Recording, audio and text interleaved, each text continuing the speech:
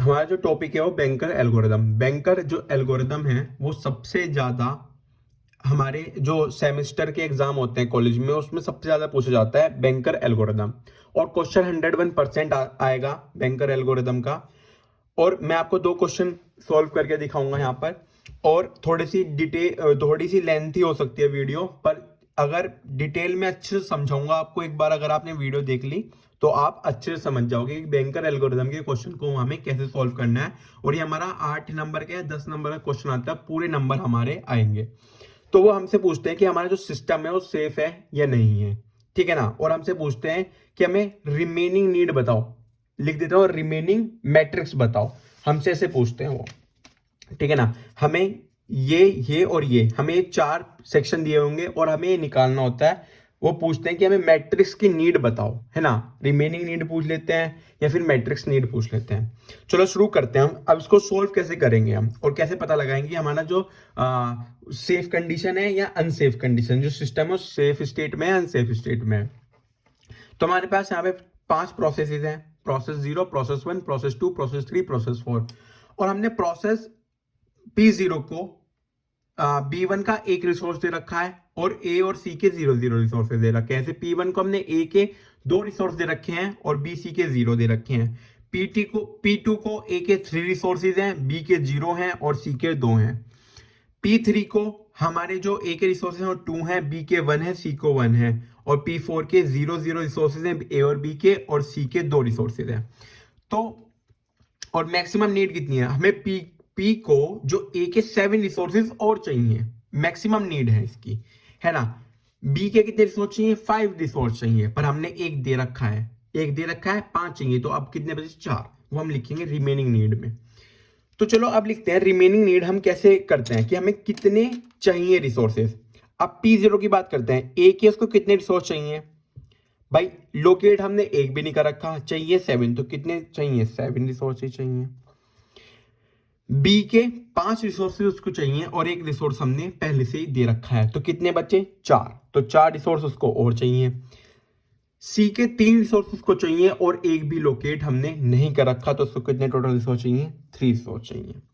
तो P1 को कितने रिसोर्स चाहिए, 7 ए के चाहिए, 4 बी के और 3 सी के।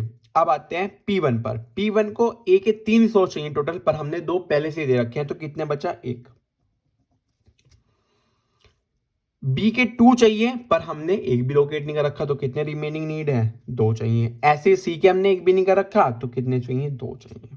इसी तरह P2 के निकालेंगे। P2 के मैक्सिमम नीड कितनी है, की 9, और कितने दे रखे हैं, 3, तो कितने बचे, 6।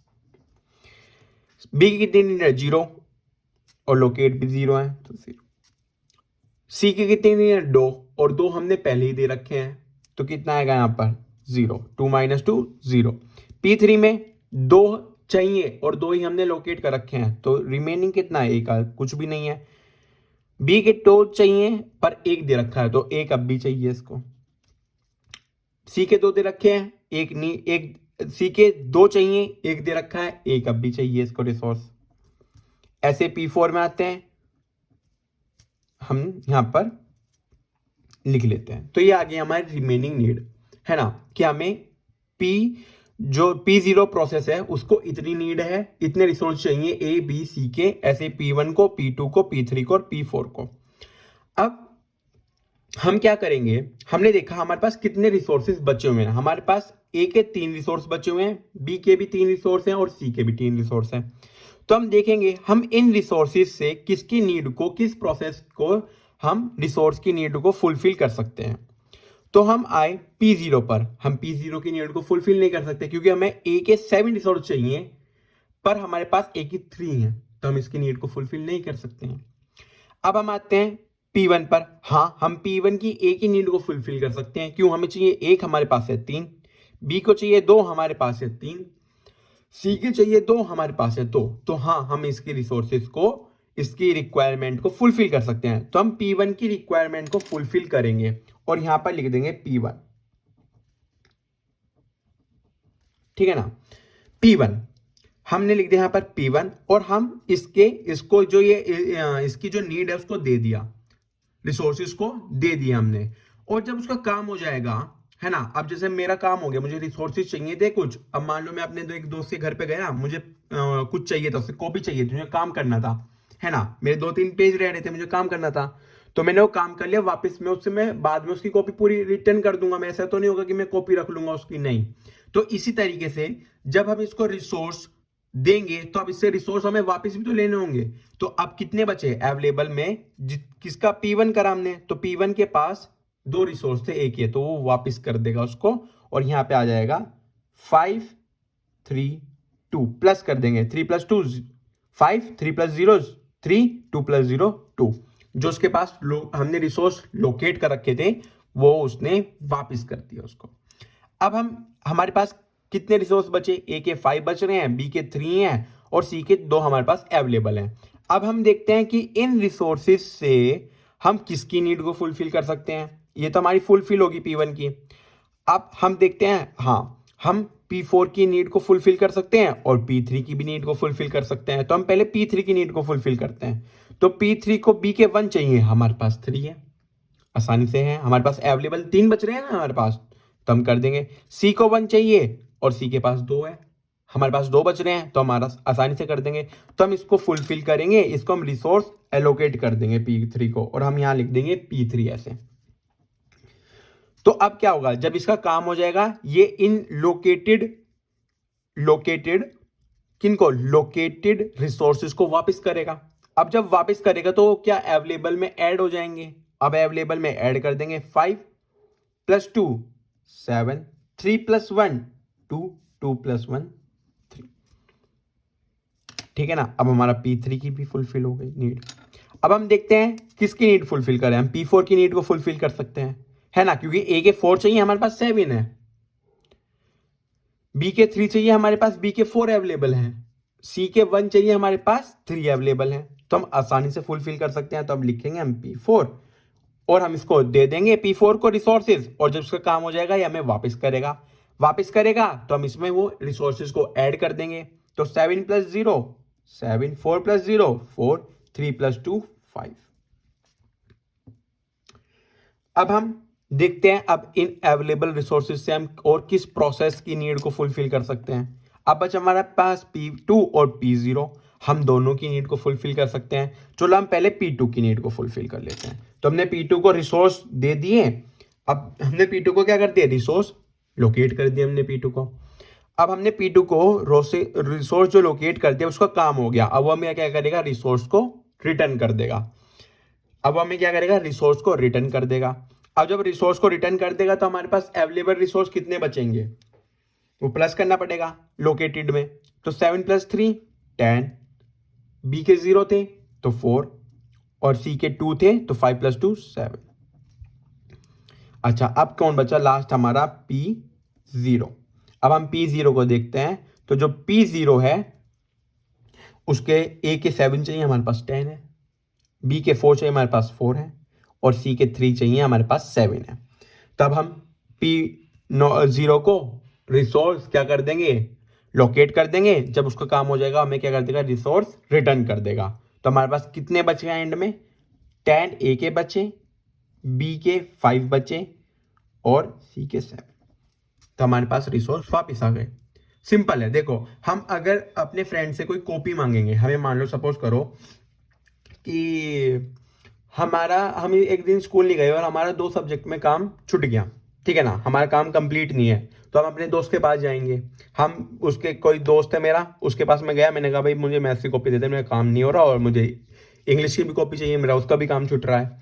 तो कहेगा भाई मेरे पास मैथ्स की तो क्या कहते हैं अभी है नहीं, है ना, इंग्लिश की तू ले ले, पर मुझे 2 रिसोर्सेज की नीड है, मुझे क्या कहते हैं मैथ्स की भी चाहिए, इंग्लिश की भी चाहिए। मैं दूसरे दोस्त के पास जाऊंगा, है ना, मैं उससे मांगूंगा कि भाई तेरे पास मैथ्स और इंग्लिश की कॉपी है, वो कहेगा हाँ है, तो मैं उससे कॉपी ले लूंगा, मैं अपना काम कर लूंगा। जब मेरा काम हो जाएगा तो मैं उसको वापस रिटर्न कर दूंगा। सेम यहाँ पर भी यही होगा, ठीक है ना, सेम यहाँ पर भी यही होगा कि हम रिसोर्सेज लोकेट करेंगे, और जब हमारा रिसोर्सेज वो प्रोसेस उन रिसोर्सेज को यूज करके अपना काम कर लेंगे तो उन्हें वो वापस रिटर्न भी करेंगे, ठीक है ना। तो हम यहां देखेंगे अवेलेबल में, हम देखेंगे कि वो सबसे मिनिमम रिसोर्सेज किसके पास है ना, कि ये किसकी नीड को फुलफिल कर सकते हैं। अगर हमारे पास A3 है, B3 है, C2 है, अगर हम इसकी नीड को फुलफिल करते तो इम्पॉसिबल था। जब भी उसके कुछ रिसोर्सेज बच जाते हैं भाई, 7 हम 3 लोकेट कर देते, अब 4 बच जाते, इसमें एक बच जाता, इसका भी एक बच जाता, तो अब भी फुलफिल नहीं हो पाई नीड। पर इसकी आसानी से नीड फुलफिल हो गई थी P1 की, तो हमने इसलिए P1 को सारे रिसोर्स लोकेट कर दिए। तो हम वो वाला उस प्रोसेस के सबसे पहले रिसोर्स को देंगे जिसके पास मिनिमम नीड होगी, है ना, जो अवेलेबल हमारे पास रिसोर्सेज बचे उससे जो मिनिमम नीड होगी हम उस वाले प्रोसेस को पहले करेंगे। अब हमारा आसानी से सारे प्रोसेस लोकेट हो गए, सारे जितने प्रोसेस को नीड चाहिए थी सब हो गई, है ना, कि भाई जिस प्रोसेस को जितने जितने रिसोर्सेज की नीड थी हमने सब उनको दे दी। तो इस वे में हमारे जो रिसोर्स का एलोकेशन हुआ इस वे में हुआ, पहले हमने P1 को रिसोर्स दिया, फिर हमारा P3 चला, फिर हमारा P4 प्रोसेस रन करा, फिर P2 करा, फिर P0 करा। तो हमारे क्या है, सेफ मोड में, हमारा ये क्या है, सेफ स्टेट में है सिस्टम। अब एक क्वेश्चन और है हमारा ये वाला, अब इसको आप जरा अपने आप सॉल्व करें, वीडियो पॉज कर फिर मैं कराता हूं। चलो, तो अब हमारे पास क्या दे, हमें अवेलेबल नीड दे दी है, हमें अवेलेबल दे दिया हमारे पास भाई इतने रिसोर्स हैं अभी मौजूद है, A के 2 हैं, B के 1 है और C के 0, D के 0 है। तो सबसे पहला काम क्या होता है हमारा, रिमेनिंग लिखना, है ना, रिमेनिंग नीड लिखना। तो अगर हम देखें रिमेनिंग नीड कैसे लिखते हैं, मैक्सिमम नीड माइनस एलोकेशन, ठीक है ना। तो A 0, 0 minus 0 0, 0 minus 0 0, 1 minus 1 0, 2 minus 2 0।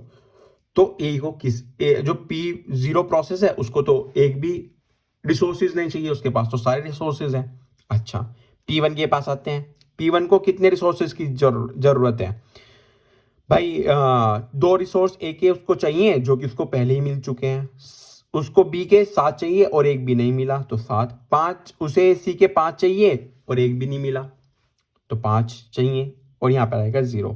ऐसे 6 के 6 चाहिए इसको, ओ सॉरी, P2 को 6 चाहिए, ए के 6 रिसोर्सेज चाहिए, पर इसको तो हमने पहले कोई भी लोकेट नहीं करा, तो यहाँ पे आएगा 6 6, 5 माइनस 3 2 और 6 माइनस 4 2, ऐसे 4 माइनस 2 2, 3 माइनस 0 0 0, है ना, 3 माइनस 3 0, 5 माइनस 5 0, 4 माइनस 4 0। अब आता है 0 माइनस 0 0, 6 माइनस 3 3, 5 माइनस 3 2, 2 माइनस 0। तो हमारी रिमेनिंग नीड हो गई, ठीक है ना।